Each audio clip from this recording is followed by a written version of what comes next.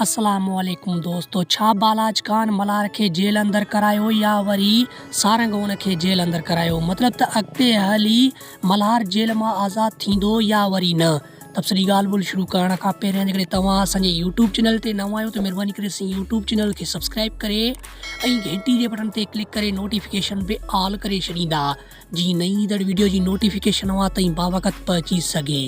हलूं था पंहिंजे मेन टॉपिक तरफ़ त सॉप सीरियल पापनगर, जंहिंजे नई ईंदड़ एपिसोड में अव्हांखे ॾिसण वटां मिलंदो त मल्हार जो पीउ मतिलब त बालाज खान वटि वेंदो ऐं बालाज खान खे चवंदो त मुंहिंजो पुटु मल्हार जेल अंदर आहे, मतिलब त हुनखे आज़ाद करायो ऐं बालाज खान हुनखे आसानी सां मतिलब त जेल मां आज़ाद कराईंदो ऐं हू वरी सारंग जे मथां शक कंदो त मूंखे सारंग ई जेल अंदर करायो, मतिलब त अॻिते हली ॿिन्हिनि सोटनि जो जहिड़ो पाण में थींदो।